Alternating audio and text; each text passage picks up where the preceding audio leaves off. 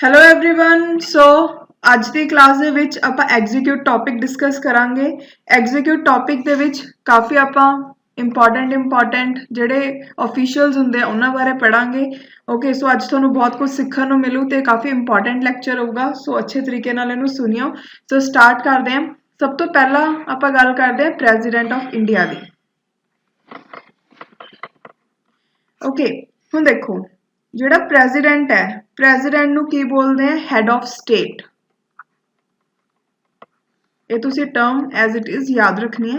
Okay ਤੇ ਨਾਲ ਇਹ ਪ੍ਰੈਜ਼ੀਡੈਂਟ ਹੀ ਹੁੰਦਾ ਹੈ ਜਿਹਨੂੰ ਕਿ ਇੰਡੀਆ ਦਾ ਫਸਟ ਸਿਟੀਜ਼ਨ ਬੋਲਿਆ ਜਾਂਦਾ ਹੈ। ਮਤਲਬ ਪ੍ਰੈਜ਼ੀਡੈਂਟ ਨੂੰ ਕੀ ਬੋਲਦੇ ਆਪਾਂ? First citizen of India.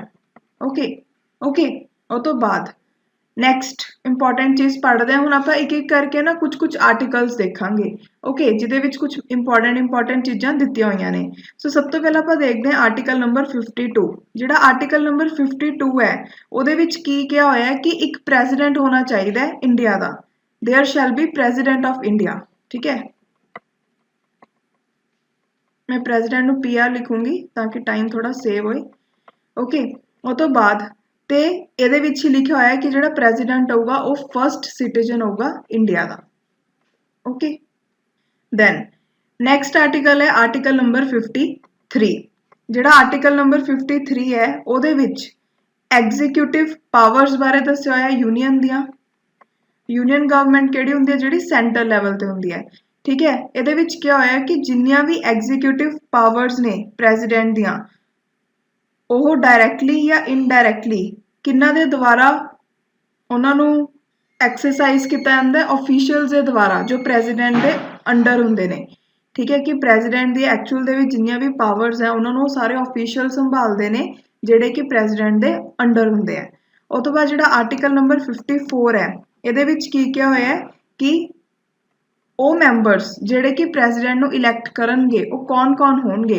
ਸੋ ਇਹਦੇ ਵਿੱਚ ਪ੍ਰੈਜ਼ੀਡੈਂਟ ਨੂੰ ਇਲੈਕਟ ਕਰਨ ਵਾਲੇ ਇਲੈਕਟੋਰਲ ਕੋਲੈਗ ਦੀ ਗੱਲ ਕੀਤੀ ਗਈ ਹੈ। ਸੋ ਹੁਣ ਇਹਨੂੰ ਧਿਆਨ ਨਾਲ ਸਮਝਿਓ ਵੀ ਇਹਦੇ ਵਿੱਚ ਕਿਹੜੇ ਮੈਂਬਰਸ ਹੋਣਗੇ। ਓਕੇ ਇਹਦੇ ਵਿੱਚ ਲੋਕ ਸਭਾ ਦੇ ਮੈਂਬਰਸ ਹੁੰਦੇ ਆ, ਇਹਦੇ ਵਿੱਚ ਰਾਜ ਸਭਾ ਦੇ ਮੈਂਬਰਸ ਹੁੰਦੇ ਆ, ਇਹਦੇ ਵਿੱਚ ਸਟੇਟ ਅਸੈਂਬਲੀਜ਼ ਦੇ ਮੈਂਬਰ ਹੁੰਦੇ ਆ। ਓਕੇ ਤੇ ਇਹਦੇ ਵਿੱਚ ਸਟੇਟ ਅਸੈਂਬਲੀ ਕਾਦੀ? ਦੋ ਯੂਨੀਅਨ ਟੈਰੀਟਰੀਜ਼ ਹੈ, ਦਿੱਲੀ ਐਂਡ ਪੌਂਡੀਚੇਰੀ, ਉਹਦੇ ਵੀ ਮੈਂਬਰਸ ਹੁੰਦੇ ਆ। ਹੁਣ ਤੁਸੀਂ ਇੱਥੇ ਇੱਕ ਗੱਲ ਧਿਆਨ 'ਚ ਰੱਖਣੀ ਹੈ, ਉਹ ਇਹ ਹੈ ਕਿ ਇਹਦੇ ਵਿੱਚ ਲੋਕ ਸਭਾ, ਰਾਜ ਸਭਾ, ਸਟੇਟ ਅਸੈਂਬਲੀਜ਼ ਤੇ state assembly of Delhi Puducherry ਦੇ ਮੈਂਬਰਸ ਹੁੰਦੇ ਆ, ਬਟ ਇਹਦੇ ਵਿੱਚ ਸਿਰਫ ਇਲੈਕਟਿਡ ਮੈਂਬਰਸ ਹੁੰਦੇ ਆ। ਜਿਹੜੇ ਨੋਮੀਨੇਟਿਡ ਮੈਂਬਰਸ ਹੁੰਦੇ ਆ ਉਹ ਪ੍ਰੈਜ਼ੀਡੈਂਟ ਦੇ ਇਲੈਕਸ਼ਨ ਦੇ ਵਿੱਚ ਪਾਰਟਿਸਿਪੇਟ ਨਹੀਂ ਕਰਦੇ, ਚਾਹੇ ਉਹ ਰਾਜ ਸਭਾ ਦੇ ਮੈਂਬਰ ਨੇ ਨੋਮੀਨੇਟਿਡ, ਚਾਹੇ ਉਹ ਲੋਕ ਸਭਾ ਦੇ ਨੇ। ਠੀਕ ਹੈ, ਚਾਹੇ ਉਹ ਸਟੇਟ ਅਸੈਂਬਲੀਜ਼ ਦੇ ਨੇ, ਚਾਹੇ ਉਹ state assembly of Delhi and Pondicherry ਦੇ ਨੇ। ਹੁਣ ਤੁਸੀਂ ਇੱਥੇ ਦੇਖੋਗੇ ਇੱਥੇ ਕਿਤੇ ਵੀ ਆਪਾਂ ਨੂੰ ਸਟੇਟ ਲੈਜਿਸਲੇਟਿਵ ਕਾਉਂਸਲ ਨਹੀਂ ਨਜ਼ਰ ਆਈ। ਉਹਦਾ ਕਾਰਨ ਕੀ ਹੈ ਕਿ ਇਹਦੇ ਮੈਂਬਰਸ ਹੈ ਜਿਹੜੇ ਉਹ ਪਾਰਟਿਸਿਪੇਟ ਨਹੀਂ ਕਰਦੇ ਪ੍ਰੈਜ਼ੀਡੈਂਟ ਦੇ ਇਲੈਕਸ਼ਨ ਦੇ ਵਿੱਚ। ਠੀਕ ਹੈ, ਚਾਹੇ ਉਹ ਸਟੇਟ ਦੇ ਵਿੱਚ ਸਟੇਟ ਲੈਜਿਸਲੇਟਿਵ ਕਾਉਂਸਲ ਹੈਗੀ ਹੈ ਚਾਹੇ ਨਹੀਂ ਹੈਗੀ। ਉਹ ਤੋਂ ਬਾਅਦ ਹੁਣ ਨੈਕਸਟ ਇੰਪੋਰਟੈਂਟ ਚੀਜ਼ ਦੇਖਦੇ ਹਾਂ। ਹੁਣ ਆਪਾਂ ਗੱਲ ਕਰਦੇ ਹਾਂ ਆਰਟੀਕਲ ਨੰਬਰ 55 ਦੀ। ਆਰਟੀਕਲ ਨੰਬਰ 55 ਦੇ ਵਿੱਚ ਕੀ ਦਿੱਤਾ ਹੋਇਆ ਹੈ ਕਿ ਕਿਸ ਤਰੀਕੇ ਦੇ ਨਾਲ ਪ੍ਰੈਜ਼ੀਡੈਂਟ ਦਾ ਇਲੈਕਸ਼ਨ ਹੋਊਗਾ। ਦੇਖੋ ਹੁਣ ਜਦੋਂ ਪ੍ਰੈਜ਼ੀਡੈਂਟ ਦਾ ਇਲੈਕਸ਼ਨ ਹੁੰਦਾ ਹੈ ਉਹ ਕਿਵੇਂ ਹੁੰਦਾ ਹੈ? ਇਨਡਾਇਰੈਕਟਲੀ ਹੁੰਦਾ ਹੈ। ਦੱਸਿਆ ਨਾ ਕਿ ਮੈਂਬਰਸ ਚੂਜ਼ ਕਰਦੇ ਆ, ਸੋ ਕੈਸਾ ਹੋ ਗਿਆ? ਇਨਡਾਇਰੈਕਟਲੀ। ਠੀਕ ਹੈ, ਇਲੈਕਟੋਰਲ ਕੋਲੈਗ ਬਣਿਆ ਹੋਇਆ ਹੈ, ਉਹ ਵੋਟ ਕਰਦੇ ਆ ਤੇ ਨਾਲ ਪ੍ਰੈਜ਼ੀਡੈਂਟ ਨੂੰ ਫਿਰ ਇਲੈਕਟ ਕੀਤਾ ਜਾਂਦਾ ਹੈ। ਜਿਹੜਾ ਪ੍ਰੈਜ਼ੀਡੈਂਟ ਦਾ ਇਲੈਕਸ਼ਨ ਹੈ ਉਹ ਇੱਕ ਸੀਕ੍ਰੇਟ ਬੈਲਟ ਦੀ ਹੈਲਪ ਨਾਲ ਹੁੰਦਾ ਹੈ। ਓਕੇ ਤੇ ਇੱਕ ਪ੍ਰੋਸੈਸ ਹੈ, ਇਹਨੂੰ ਹਜੇ ਤੁਸੀਂ ਐਵੇਂ ਯਾਦ ਕਰ ਲਿਓ। ਠੀਕ ਹੈ, ਸੰਡੇ ਨੂੰ ਕਿਸੇ ਦਿਨ ਇੱਕ ਸਪੈਸ਼ਲ ਵੀਡੀਓ ਤੁਹਾਡੇ ਲਈ ਅਪਲੋਡ ਕਰਕੇ ਛੋਟੀ ਜੀ, ਉਹਦੇ ਵਿੱਚ ਮੈਂ ਤੁਹਾਨੂੰ ਪੂਰਾ ਐਕਸਪਲੇਨ ਕਰੂੰਗੀ ਬਿਕੋਜ਼ ਅਜੇ ਟਾਈਮ ਘੱਟ ਹੈ, ਆਪਾਂ ਨੇ ਬਹੁਤ ਕੁਝ ਡਿਸਕਸ ਕਰਨਾ ਹੈ। ਇਹਨੂੰ ਐਵੇਂ ਯਾਦ ਰੱਖਿਓ ਕਿ ਸਿਸਟਮ ਕਿਹੜਾ ਯੂਜ਼ ਹੁੰਦਾ ਹੈ ਪ੍ਰੈਜ਼ੀਡੈਂਟ ਦੇ ਇਲੈਕਸ਼ਨ ਦੇ ਵਿੱਚ। ਉਹ ਸਿਸਟਮ ਦਾ ਨਾਮ ਹੈ system of proportional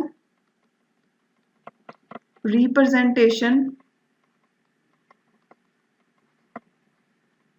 by means of single transferable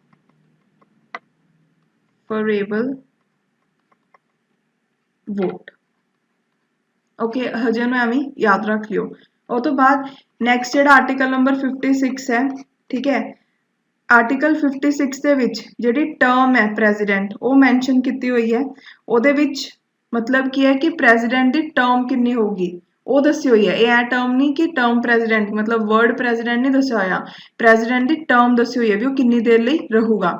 okay so ਜਿਹੜਾ ਪ੍ਰੈਜ਼ੀਡੈਂਟ ਹੈ ਉਹ ਆਪਣੇ ਆਫਿਸ 'ਚ 5 ਇਅਰਸ ਲਈ ਰਹਿੰਦਾ ਹੈ। ਜਦੋਂ ਪ੍ਰੈਜ਼ੀਡੈਂਟ ਆਪਣੇ ਆਫਿਸ 'ਚ ਜਿਹੜੀ ਡੇਟ ਨੂੰ ਐਂਟਰ ਕਰਦਾ ਉਹ ਤੋਂ 5 ਸਾਲ ਉਹ ਰਹਿੰਦਾ ਹੈ। ਓਕੇ ਉਹ ਤੋਂ ਬਾਅਦ ਅਗਰ ਆਪਾਂ ਗੱਲ ਕਰੀਏ ਕਿ ਪ੍ਰੈਜ਼ੀਡੈਂਟ ਹੈ ਜਿਹੜਾ ਉਹ ਆਪਣਾ ਰਿਜ਼ਾਈਨ ਕਿਹਨੂੰ ਦਊਗਾ, ਸੋ ਜਿਹੜਾ ਪ੍ਰੈਜ਼ੀਡੈਂਟ ਹੈ ਉਹ ਰਿਜ਼ਾਈਨ ਦਿੰਦਾ ਹੈ ਕਿਹਨੂੰ, ਵਾਈਸ ਪ੍ਰੈਜ਼ੀਡੈਂਟ ਨੂੰ। ਮੇਨ ਤੁਸੀਂ ਆਰਟੀਕਲਸ ਦੇ ਬਾਰੇ ਇੰਨਾ ਕੁਝ ਯਾਦ ਰੱਖਣ ਦੀ ਲੋੜ ਨਹੀਂ, ਕੁਝ ਚੀਜ਼ਾਂ ਦਿਮਾਗ 'ਚ ਰੱਖਿਓ। ਮੇਨ ਤੁਹਾਨੂੰ ਟਰਮ ਪਤਾ ਹੋਣੀ ਚਾਹੀਦੀ ਹੈ ਪ੍ਰੈਜ਼ੀਡੈਂਟ ਦੀ ਕੀ ਹੈ, ਰਿਜ਼ਾਈਨ ਕਿਹਨੂੰ ਦਿੰਦਾ ਇਹ ਪਤਾ ਹੋਣਾ ਚਾਹੀਦਾ। ਓਕੇ ਉਹ ਤੋਂ ਬਾਅਦ ਨੈਕਸਟ ਹੁਣ ਆਪਾਂ ਗੱਲ ਕਰਦੇ ਹਾਂ ਆਰਟੀਕਲ ਨੰਬਰ 57 ਦੀ। ਆਰਟੀਕਲ ਨੰਬਰ 57 ਦੇ ਵਿੱਚ ਪ੍ਰੈਜ਼ੀਡੈਂਟ ਦੇ ਰੀ ਇਲੈਕਸ਼ਨ ਦੀ ਗੱਲ ਕੀਤੀ ਗਈ ਹੈ। ਓਕੇ ਕਿ ਜਿਹੜਾ ਪਰਸਨ ਹੈ ਸਪੋਜ਼ ਕਿ ਉਹ ਪ੍ਰੈਜ਼ੀਡੈਂਟ ਕਿੰਨੀ ਵਾਰ ਬਣੂਗਾ ਇਹਦੀ ਗੱਲ ਕੀਤੀ ਗਈ ਹੈ। ਠੀਕ ਹੈ ਹੁਣ ਅਗਰ ਆਪਾਂ ਇੰਡੀਆ 'ਚ ਦੇਖੀਏ ਤਾਂ ਮਿਸਟਰ ਰਾਮਨਾਥ ਕੋਵਿੰਦ ਪ੍ਰੈਜ਼ੀਡੈਂਟ ਹੈ ਤਾਂ ਉਹਨਾਂ ਦੇ ਉੱਪਰ ਕੋਈ ਲਿਮਿਟ ਨਹੀਂ ਹੈਗੀ ਵੀ ਉਹ ਕਿੰਨੀ ਵਾਰ ਬਣ ਸਕਦੇ, ਜਿੰਨੀ ਵਾਰ ਮਰਜ਼ੀ ਬਣ ਸਕਦੇ ਆ, ਇਹ ਮਤਲਬ ਇਹਦਾ। ਓਕੇ ਉਹ ਤੋਂ ਬਾਅਦ ਨੈਕਸਟ ਆਰਟੀਕਲ ਨੰਬਰ 58 ਦੀ ਗੱਲ ਕਰਦੇ ਹਾਂ। ਜਿਹੜਾ ਆਰਟੀਕਲ ਨੰਬਰ 58 ਹੈ ਉਹਦੇ ਵਿੱਚ ਪ੍ਰੈਜ਼ੀਡੈਂਟ ਜਿਹਨੇ ਬਣਨਾ ਹੈ ਉਹ ਮੈਂਬਰ ਦੇ ਕੋਲ ਕੀ ਕੀ ਕੁਆਲੀਫਿਕੇਸ਼ਨਸ ਹੋਣੀਆਂ ਚਾਹੀਦੀਆਂ ਨੇ ਉਹਦੀ ਗੱਲ ਕੀਤੀ ਹੋਈ ਹੈ, ਕੁਆਲੀਫਿਕੇਸ਼ਨਸ। ਠੀਕ ਹੈ ਹੁਣ ਕੁਆਲੀਫਿਕੇਸ਼ਨਸ ਦੇ ਵਿੱਚ ਦੇਖੋ ਕੀ ਚੀਜ਼ ਆਊਗੀ। ਅਗਰ ਕਿਸੇ ਨੇ ਪ੍ਰੈਜ਼ੀਡੈਂਟ ਬਣਨਾ ਹੈ ਇੰਡੀਆ ਦਾ, ਠੀਕ ਹੈ, ਤਾਂ ਸਭ ਤੋਂ ਪਹਿਲਾਂ ਤਾਂ ਉਹ ਸਿਟੀਜ਼ਨ ਹੋਣਾ ਚਾਹੀਦਾ ਇੰਡੀਆ ਦਾ। ਉਹ ਤੋਂ ਬਾਅਦ 35 ਇਅਰਸ ਦਾ ਹੋਣਾ ਚਾਹੀਦਾ, ਮਤਲਬ 35 ਇਅਰਸ ਤੋਂ ਵੱਧ ਦਾ ਹੋਣਾ ਚਾਹੀਦਾ ਬੰਦਾ।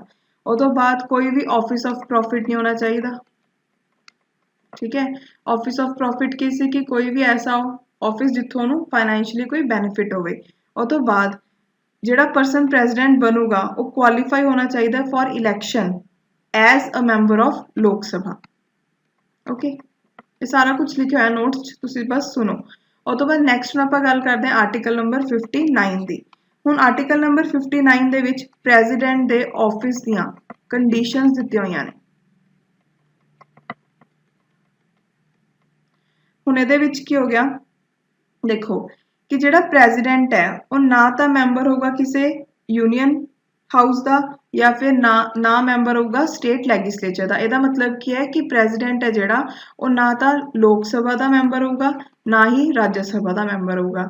ਠੀਕ ਹੈ ਨਾ ਹੀ ਸਟੇਟ ਲੈਜਿਸਲੇਟਿਵ ਅਸੈਂਬਲੀ ਦਾ ਮੈਂਬਰ ਹੋਊਗਾ ਜਾਂ ਫਿਰ ਸਟੇਟ ਲੈਜਿਸਲੇਟਿਵ ਕਾਉਂਸਿਲ, ਇਹਨਾਂ ਦੋਨਾਂ ਚੋਂ ਕਿਸੇ ਦਾ ਨਹੀਂ ਹੋਣਾ, ਇਹਨਾਂ ਦੋਨਾਂ ਚੋਂ ਕਿਸੇ ਦਾ ਨਹੀਂ ਹੋਣਾ।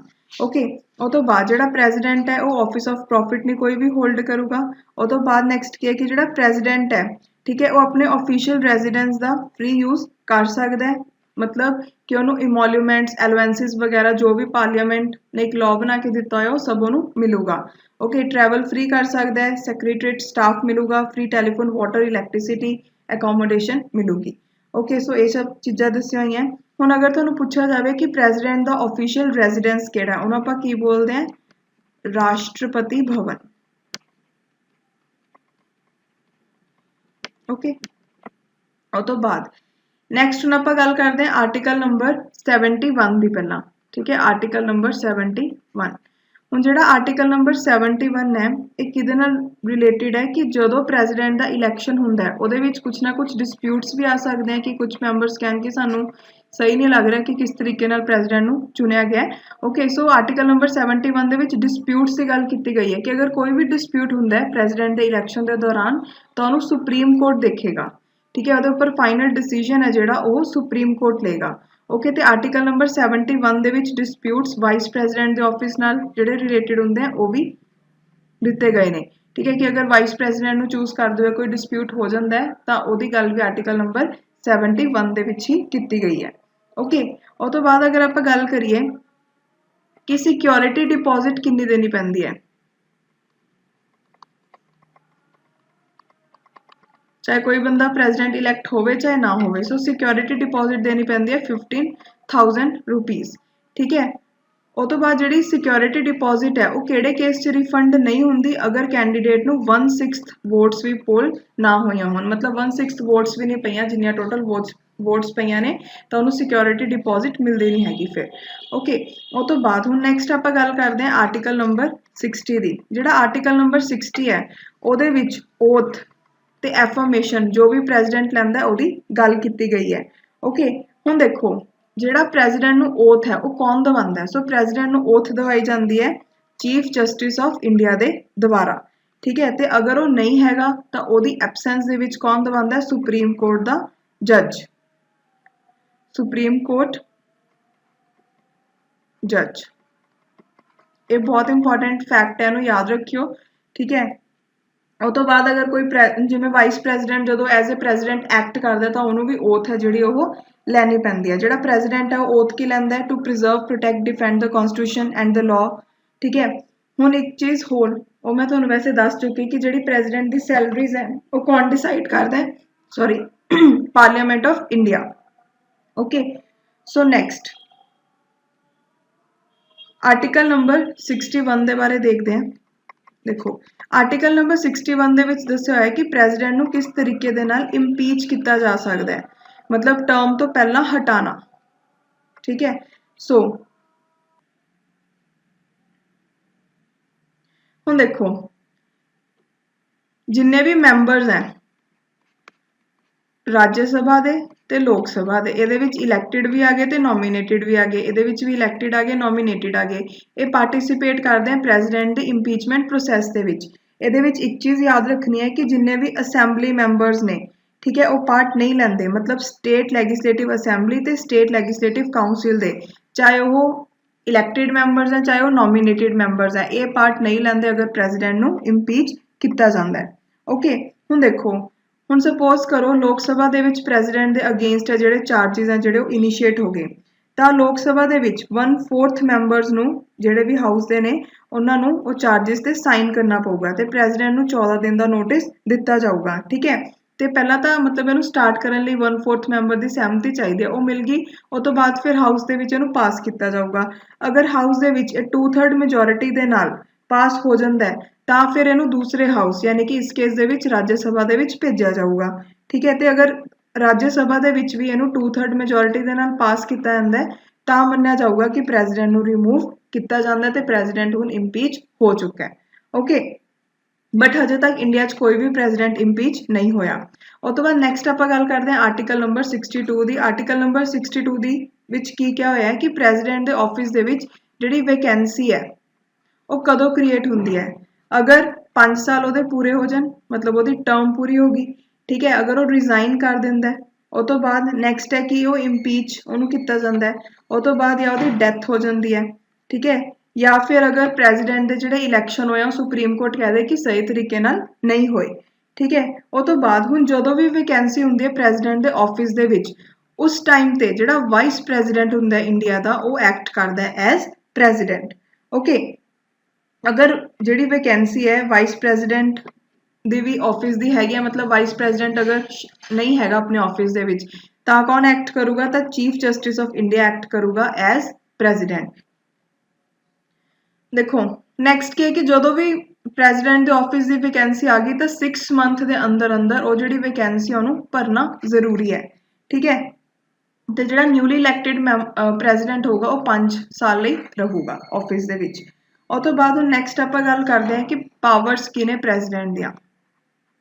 ਦੇਖੋ ਸਭ ਤੋਂ ਪਹਿਲਾਂ ਅਗਰ ਆਪਾਂ ਗੱਲ ਕਰੀਏ ਐਗਜ਼ੀਕਿਊਟਿਵ ਪਾਵਰ ਦੀ ਪ੍ਰੈਜ਼ੀਡੈਂਟ ਦੇ, ਐਗਜ਼ੀਕਿਊਟਿਵ ਪਾਵਰ ਕੀ ਹੈ ਪ੍ਰੈਜ਼ੀਡੈਂਟ ਦੇ? ਜਿੰਨੇ ਵੀ ਗਵਰਨਮੈਂਟ ਦੇ ਐਕਸ਼ਨਸ ਹੈ ਉਹ ਪ੍ਰੈਜ਼ੀਡੈਂਟ ਦੇ ਨਾਮ ਤੇ ਹੀ ਕੀਤੇ ਜਾਂਦੇ ਨੇ, ਠੀਕ ਹੈ। ਜਿਹੜਾ ਪ੍ਰੈਜ਼ੀਡੈਂਟ ਹੈ ਉਹ ਪ੍ਰਾਈਮ ਮਿਨਿਸਟਰ ਨੂੰ ਵੀ ਅਪੁਆਇੰਟ ਕਰਦਾ ਹੈ, ਓਕੇ।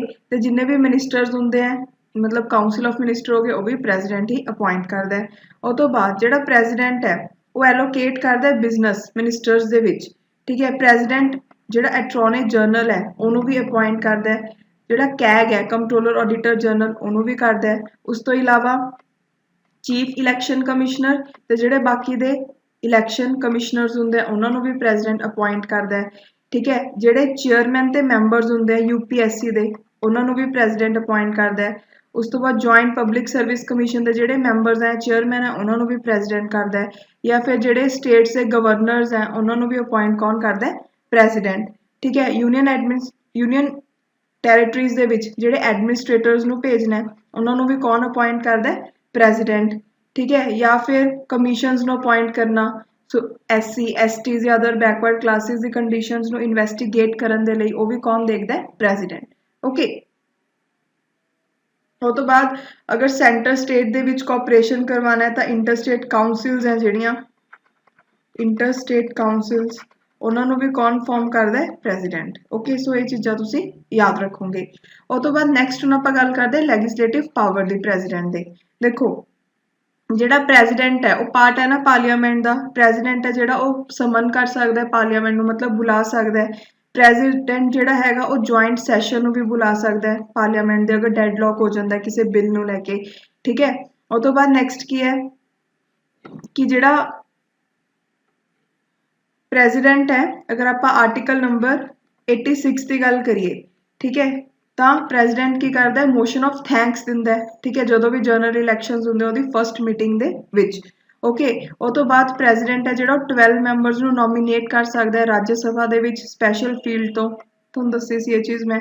ਓਕੇ, ਉਹ ਤੋਂ ਬਾਅਦ ਹੁਣ ਕਿਹੜੀ ਕਿਹੜੀ ਫੀਲਡਸ ਹੈ? Science, arts, literature and social service.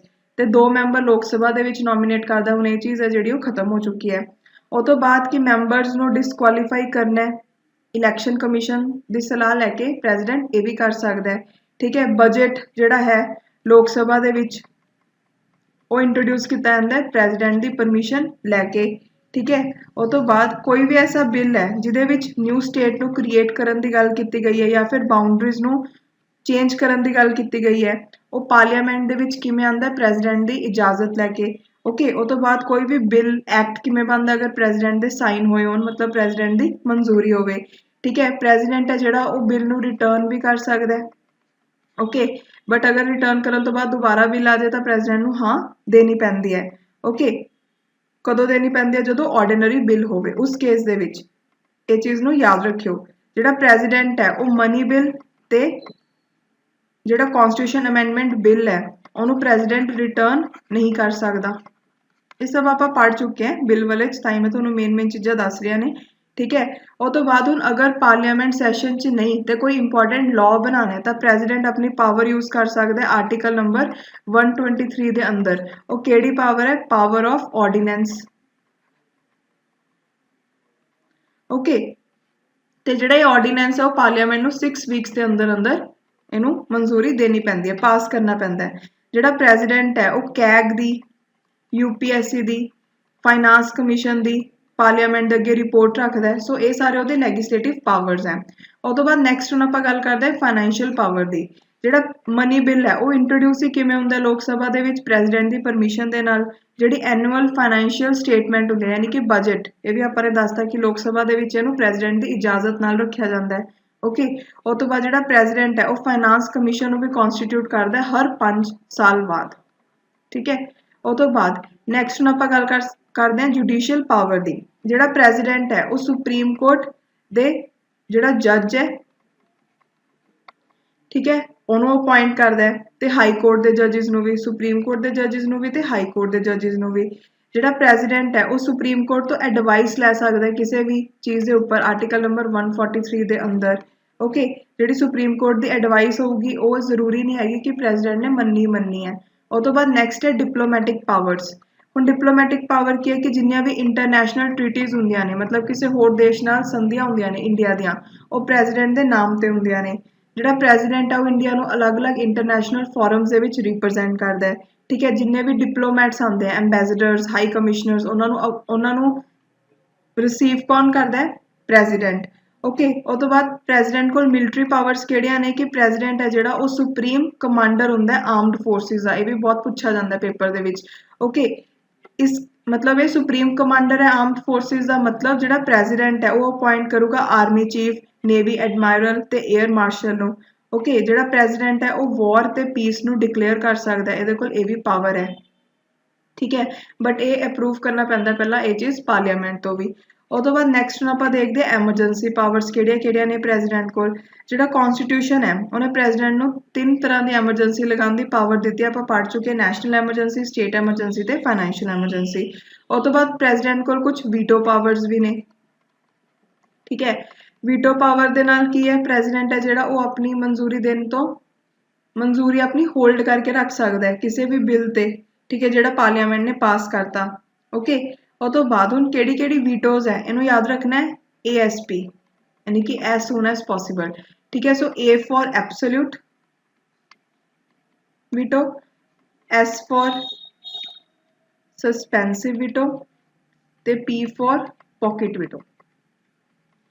जिहड़ी एब्सोल्यूट वीटो हुंदी है, ठीक है, वो की है कि प्रेजिडेंट ने विदहोल्ड कर ली अपनी मंजूरी किसी बिल नूं लैके। सस्पेंसिव वीटो की हुंदी है कि प्रेजिडेंट ने रिटर्न करता बिल पार्लीमेंट नूं ते पार्लीमेंट ने दोबारा प्रेजिडेंट नूं भेजता, ठीक है। तो इस केस दे विच प्रेजिडेंट नूं मंजूरी देनी पऊगी बिल नूं। पॉकेट वीटो की हुंदी है कि प्रेजिडेंट है जिहड़ा ना तो उहने रिजैक्ट किया बिल नूं, ना ही उहने रिटर्न किया, बस अपने पॉकेट च बिल नूं रख लिया, ठीक है, मतलब साइड ते बिल नूं पेंडिंग रख लिया, ठीक है। उस तो बाद जिहड़ा प्रेजिडेंट है वो पॉकेट वीटो स्टेट लैजिसलेचर्स से भी लगा सकता है।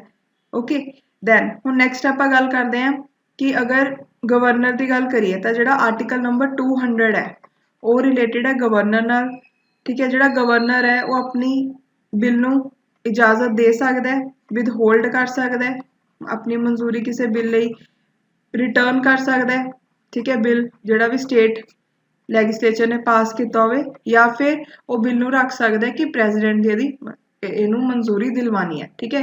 Reserve the bill for consideration of president.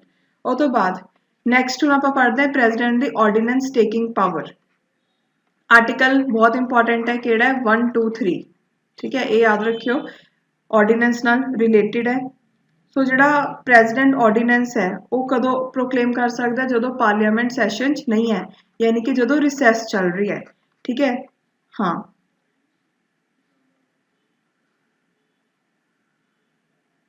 तो ऑर्डीनेंस बारे मैं तुहानूं दसदा सी कि 6 वीक्स के अंदर अंदर पार्लीमेंट नूं मंजूरी देनी पैंदी है। तो जिहड़ा प्रेजिडेंट है ऑर्डीनेंस नूं किसी भी वक्त वापस लै सकदा है, ठीक है, बट ऑर्डीनेंस ये नहीं पास हो सकता कि उहदे नाल कोई कॉन्स्टिट्यूशन नूं अमेंड किया जाए। सो कॉन्स्टिट्यूशन अमेंडमेंट के लिए ऑर्डीनेंस है जिहड़ा पास नहीं हो सकता। ओके, उस तो बाद नैक्सट आपां गल करदे हां पार्डनिंग पावर्स प्रेजिडेंट दियां, माफ करन दी पावर्स। ये है आर्टिकल नंबर 72 के अंडर, ठीक है। हुण जिहड़ा प्रेजिडेंट है उहदे कोल 5 तरह की पावर्स है। सब तो पहला पार्डन। पार्डन मतलब की हुंदा है माफ कर देना, ठीक है, कि प्रेजिडेंट ने किसी नूं माफ करता, कोई भी जिहड़ी उहनूं सज़ा मिली हुई है। उस तो बाद नैक्सट है कॉम्यूटेशन। प्रेजिडेंट ने फॉर्म चेंज करती सज़ा की। सपोज करो किसी को फांसी की सज़ा मिली हुई है, फांसी की सज़ा तो उन्होंने उम्र कैद की सज़ा मिल गई, ठीक है। तो मतलब क्या है कि बहुत ज़्यादा तगड़ी सज़ा से उन्होंने थोड़ा लाइट करता। और तो बाद नैक्सट की है रिमिशन। रिमिशन मतलब की हो गया कि प्रेजिडेंट ने जिहड़ा पीरियड है सज़ा का उन्होंने घटाता थोड़ा जा, ठीक है, वो करैक्टर में चेंज किए बिना। जिवें किसी को उम्र कैद की सज़ा 10 साल लिए मिली हुई है, मतलब किसी को 10 साल की सज़ा मिली हुई है, उम्र कैद नहीं, 10 साल की सज़ा मिली हुई है, तो उसकी सज़ा प्रेजिडेंट ने 8 साल की करती, तो हो गया रिमिशन। उस तो बाद नैक्सट पावर होंगी है रिस्पाइट की। रिस्पाइट की है कि लैसर सेंटेंस देना, जो पहला सज़ा मिली हुई है उसकी लाइट फॉर्म देना। क्यों? कुछ इंपॉर्टेंट कंडीशंस नूं देखते हुए, कोई वीमेन प्रैगनेंट होगी, ठीक है, या कोई डिसेबल परसन है, उस चीज़ों को देखते हुए। और तो बाद नैक्सट है रिप्राइव। रिप्राइव क्या है कि प्रेजिडेंट है जिहड़ा कुछ टाइम के लिए जिहड़ी उहदी सज़ा है उते स्टे लगा दिंदा है, ठीक है। So pardon, commutation, remission, respite and reprieve. So ये हो गया प्रेजिडेंट। हुण आपां नैक्सट ऑफिस करते हैं second, that is vice president of India. देखो आर्टिकल नंबर जिहड़ा 63 है वो की कहता है कि वाइस प्रेजिडेंट होना चाहिए। वैसे जिहड़ा आपां एग्जीक्यूटिव कर रहे हैं ना, ये हर ऑफिस एक लैक्चर का है, ठीक है, बट मैं तुहानूं मेन दस रही बिकॉज अपने कोल जिहड़े डेज आ शॉर्ट है। सो अच्छे तरीके नाल सुनियो। जिवें तुसीं प्रेजिडेंट कर लिया, प्रेजिडेंट करके थोड़ा जा होल्ड कर लो, ठीक है, फिर उस तो बाद दोबारा कंसनट्रेशन वापस लैके दैन वाइस प्रेजिडेंट देख लो, बिकॉज इन्नी इन्फॉर्मेशन दिमाग च पाना कई बार थोड़ा डिफिकल्ट हो जाता है। ओके, सो ਹੁਣ ਵਾਈਸ ਪ੍ਰੈਜ਼ੀਡੈਂਟ ਦਾ ਜਿਹੜਾ ਆਰਟੀਕਲ ਨੰਬਰ 63 ਹੈ ਉਹਦੇ ਵਿੱਚ ਕੀ ਕਿਹਾ ਹੋਇਆ ਕਿ ਵਾਈਸ ਪ੍ਰੈਜ਼ੀਡੈਂਟ ਹੋਣਾ ਚਾਹੀਦਾ ਇੰਡੀਆ ਦਾ। ਜਿਹੜਾ ਆਰਟੀਕਲ ਨੰਬਰ 64 ਹੈ ਉਹਦੇ ਵਿੱਚ ਕੀ ਕਿਹਾ ਹੋਇਆ ਕਿ ਜਿਹੜਾ ਵਾਈਸ ਪ੍ਰੈਜ਼ੀਡੈਂਟ ਹੈ ਉਹ ਐਕਸ ਆਫੀਸ਼ੀਓ ਚੇਅਰਮੈਨ ਹੋਊਗਾ। ਕਿਹਦਾ ਦੱਸਿਆ ਸੀ? ਐਕਸ ਆਫੀਸ਼ੀਓ ਚੇਅਰਮੈਨ ਆਫ ਰਾਜ ਸਭਾ। ਇਹ ਆਰਟੀਕਲ 64 ਚ ਗੱਲ ਕੀਤੀ ਹੋਈ ਹੈ। ਓਕੇ, ਉਹ ਤੋਂ ਬਾਅਦ ਆਰਟੀਕਲ ਨੰਬਰ 65 ਹੈ ਜਿਹੜਾ ਉਹਦੇ ਵਿੱਚ ਕੀ ਕਿਹਾ ਹੋਇਆ ਹੈ ਕਿ ਜਿਹੜਾ ਵਾਈਸ ਪ੍ਰੈਜ਼ੀਡੈਂਟ ਹੈ ਉਹ ਪ੍ਰੈਜ਼ੀਡੈਂਟ ਦੀ ਤਰ੍ਹਾਂ ਐਕਟ ਕਰੂਗਾ ਅਗਰ ਆਫਿਸ ਹੈ ਜਿਹੜਾ ਪ੍ਰੈਜ਼ੀਡੈਂਟ ਦਾ ਉਹ ਖਾਲੀ ਹੈ, ਉਹਦੀ ਡੈਥ ਕਰਕੇ, ਰੈਜ਼ਿਗਨੇਸ਼ਨ ਕਰਕੇ ਜਾਂ ਫਿਰ ਉਹਦੇ ਰਿਮੂਵਲ ਕਰਕੇ ਜਾਂ ਕੋਈ ਹੋਰ ਕੰਡੀਸ਼ਨ ਹੈ। ਠੀਕ ਹੈ, ਉਹ ਤੋਂ ਬਾਅਦ ਜਦੋਂ ਵਾਈਸ ਪ੍ਰੈਜ਼ੀਡੈਂਟ ਦੀ ਤਰ੍ਹਾਂ ਐਕਟ ਕਰੂਗਾ ਤੇ ਉਹਦੀ ਪਾਵਰਸ ਨੂੰ ਡਿਸਚਾਰਜ ਕਰੂਗਾ, ਉਸ ਟਾਈਮ ਤੇ ਉਹਨੂੰ ਜਿਹੜੇ ਇਮੋਲੂਮੈਂਟਸ ਵਗੈਰਾ ਸੈਲਰੀ ਵਗੈਰਾ ਮਿਲੂਗੀ ਉਹ ਪ੍ਰੈਜ਼ੀਡੈਂਟ ਵਾਲੀ ਹੀ ਮਿਲੂਗੀ। ਠੀਕ ਹੈ, ਉਹ ਤੋਂ ਬਾਅਦ ਜਿਹੜਾ ਆਰਟੀਕਲ ਨੰਬਰ 66 ਹੈ ਇਹਦੇ ਵਿੱਚ ਵਾਈਸ ਪ੍ਰੈਜ਼ੀਡੈਂਟ ਦੀਆਂ ਕੁਆਲੀਫਿਕੇਸ਼ਨਸ ਬਾਰੇ ਗੱਲ ਕੀਤੀ ਗਈ ਹੈ।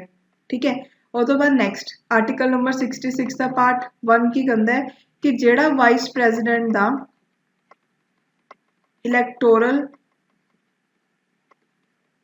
ਫਲੈਗ ਹੈ, ਮਤਲਬ ਜਿਹੜੇ ਮੈਂਬਰਸ ਉਹਨੂੰ ਸਿਲੈਕਟ ਕਰਨਗੇ ਉਹਨਾਂ ਵਿੱਚ ਕੌਣ ਹੋਊਗਾ? ਉਹਨਾਂ ਵਿੱਚ ਮੈਂਬਰਸ ਹੋਣਗੇ ਬੋਥ ਹਾਊਸ ਆਫ ਪਾਰਲੀਮੈਂਟ ਦੇ।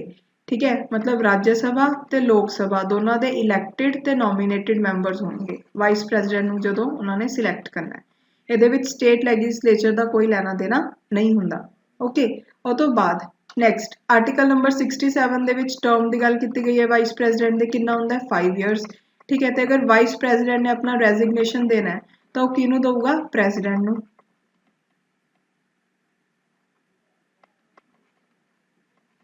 ਓਕੇ, ਸੋ ਇਹ ਛੋਟੀ ਛੋਟੀ ਚੀਜ਼ਾਂ ਜਿਹੜੀਆਂ ਨੇ ਉਹ ਤੁਸੀਂ ਯਾਦ ਰੱਖਣੀਆਂ ਨੇ। ਦੈਨ ਨੈਕਸਟ ਆਰਟੀਕਲ ਨੰਬਰ 68, ਇਹਦੇ ਵਿੱਚ ਕੀ ਗੱਲ ਕੀਤੀ ਹੋਈ ਹੈ ਕਿ ਕਿਸ ਟਾਈਮ ਤੇ ਇਲੈਕਸ਼ਨਸ ਹੈ ਜਿਹੜੇ ਉਹ ਰੱਖੇ ਜਾਣ ਵਾਈਸ ਪ੍ਰੈਜ਼ੀਡੈਂਟ ਦੇ ਆਫਿਸ ਨੂੰ ਫਿਲ ਕਰਨ ਦੇ ਲਈ।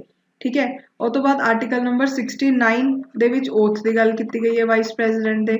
ਆਰਟੀਕਲ ਨੰਬਰ 70 ਦੇ ਵਿੱਚ ਕੀ ਗੱਲ ਕੀਤੀ ਗਈ ਹੈ ਕਿ ਕਿਹੜੇ ਕਿਹੜੇ ਫੰਕਸ਼ਨ ਜਿਹੜਾ ਵਾਈਸ ਪ੍ਰੈਜ਼ੀਡੈਂਟ ਹੈ ਉਹ ਡਿਸਚਾਰਜ ਕਰੂਗਾ ਪ੍ਰੈਜ਼ੀਡੈਂਟ ਦੇ। ਠੀਕ ਹੈ, ਦੈਨ ਆਰਟੀਕਲ ਨੰਬਰ 71 ਦੇ ਵਿੱਚ ਕੀ ਗੱਲ ਕੀਤੀ ਗਈ ਕਿ ਅਗਰ ਡਿਸਪਿਊਟ ਹੋ ਜਾਂਦਾ ਵਾਈਸ ਪ੍ਰੈਜ਼ੀਡੈਂਟ ਦੇ ਇਲੈਕਸ਼ਨ ਨੂੰ ਲੈ ਕੇ ਤਾਂ ਉਹਨੂੰ ਚੈਲੰਜ ਕੀਤਾ ਜਾ ਸਕਦਾ ਹੈ ਕਿੱਥੇ? ਸੁਪਰੀਮ ਕੋਰਟ ਦੇ ਵਿੱਚ।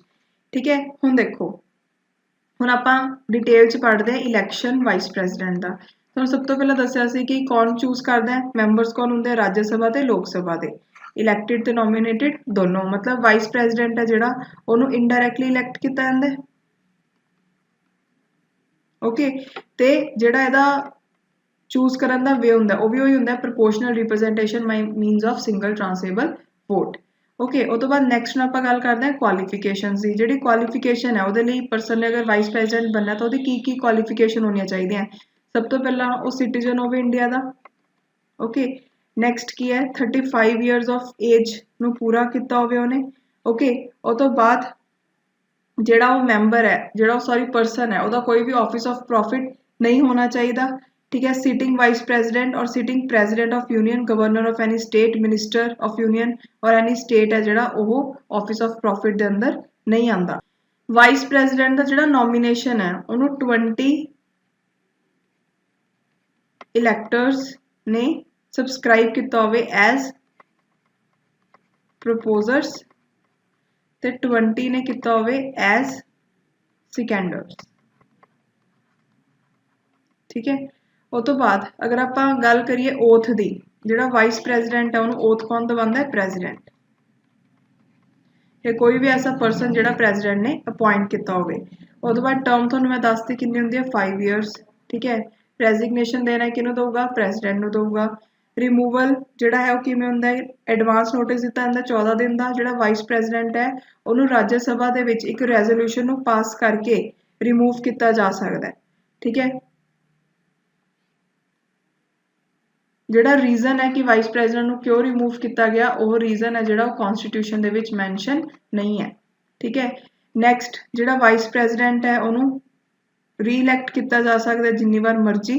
ਠੀਕ ਹੈ, ਦੈਨ ਅਗਰ ਵੈਕੈਂਸੀ ਹੁਣ ਕਿਵੇਂ ਕ੍ਰੀਏਟ ਹੁੰਦੀ ਹੈ ਵਾਈਸ ਪ੍ਰੈਜ਼ੀਡੈਂਟ ਦੇ ਆਫਿਸ? ਅਗਰ 5 ਸਾਲ ਖਤਮ ਹੋ ਜਾਣ, ਡੈਥ ਹੋ ਜਾਏ, ਰਿਜ਼ਾਈਨ ਕਰ ਦੇ, ਉਹਨੂੰ ਆਫਿਸ ਚੋਂ ਰਿਮੂਵ ਕਰ ਦਿੱਤਾ ਗਿਆ ਹੋਵੇ। ਠੀਕ ਹੈ, ਜਾਂ ਫਿਰ ਅਦਰਵਾਈਜ਼ ਕੁਝ ਹੋਰ ਚੀਜ਼ ਹੋਵੇ।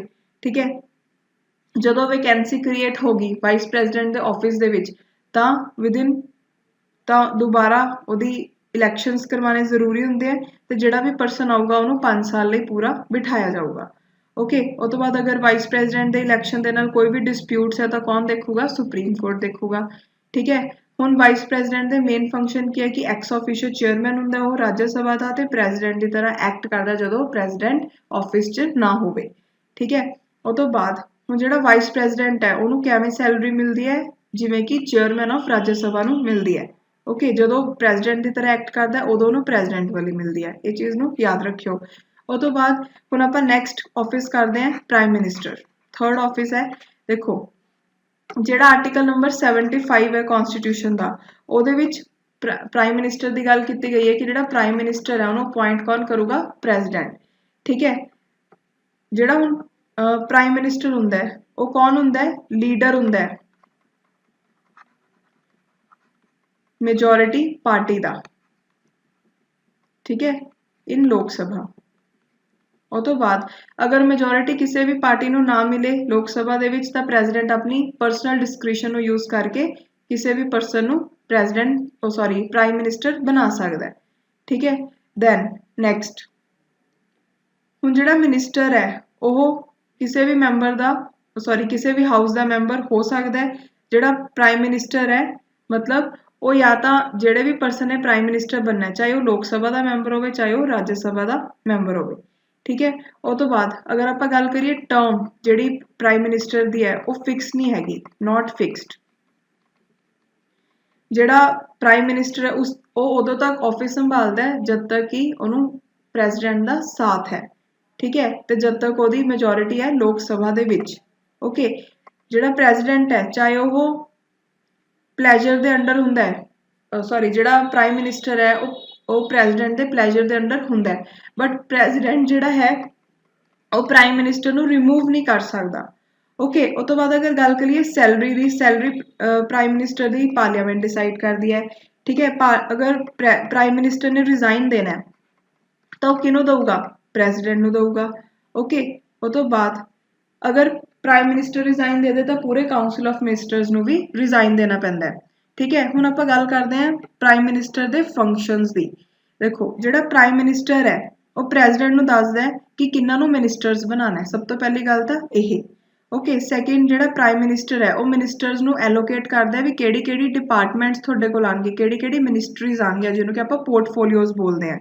ठीक है तो प्राइम मिनिस्टर को यह भी पावर है कि वह पोर्टफोलियोज नूं शफल कर सकता है जिहड़ा प्राइम मिनिस्टर है वो किसी भी मिनिस्टर नूं कह सकता है कि बई तेरा टाइम आ गया तू रिजाइन कर ठीक है उस तो बाद प्राइम मिनिस्टर प्रेजिडेंट नूं एडवाइस दे सकता है कि ये बंदे नूं रिमूव करना है ठीक है जिहड़ा प्राइम मिनिस्टर हुंदा है असल च उही लिंक हुंदा है प्रेजिडेंट ते काउंसिल ऑफ मिनिस्टर्स दे विच जिहड़ा प्राइम मिनिस्टर हुंदा है ओके उस तो बाद आर्टिकल नंबर जिहड़ा 78 है वो की कहंदा है कि प्राइम मिनिस्टर की ड्यूटी है कि जिन्नियां भी चीज़ां ने उहदे बारे प्रेजिडेंट नूं दसना ठीक है जिहड़े भी डिसीजनस काउंसिल ऑफ मिनिस्टर ने लिते ने एडमिनिस्ट्रेशन नूं लैके गवर्नमेंट दी ठीक है वो सारी चीज़ों बारे प्राइम मिनिस्टर का प्रेजिडेंट नूं दसना आर्टिकल नंबर 78 के अंदर प्राइम मिनिस्टर की ड्यूटी दसी गई है ओके सो ये चीज़ों नूं ध्यान च रखियो उस तो बाद हुण जिहड़ा प्राइम मिनिस्टर है वो एडवाइस करदा है प्रेजिडेंट नूं कादी अपॉइंटमेंट दे लई आपां पढ़िया सी ना कि प्रेजिडेंट अपॉइंट करदा है अटॉर्नी जनरल नूं यूपीएससी के चेयरमैन ते मैंबर्स नूं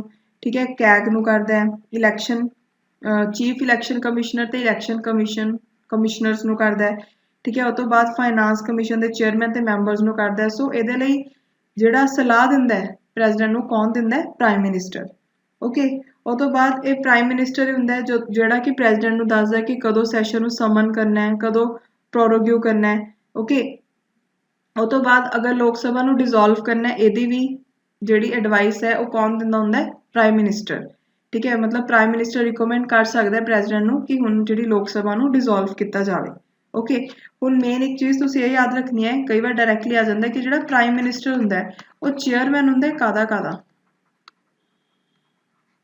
देखो planning commission next national development council next national integration council national population council inter state council okay उस तो बाद नैशनल वाटर रिसोर्स काउंसिल ते नैशनल डिजास्टर मैनेजमेंट इन्हां सारियां दा चेयरमैन हुंदा है सो हुण आपां नैक्सट गल करदे हैं council of ministers the okay so next fourth अपने कोल है काउंसिल ऑफ मिनिस्टर्स देखो जिहड़े काउंसिल ऑफ मिनिस्टर है उन्हां दा लीडर कौन हुंदा है? Prime minister.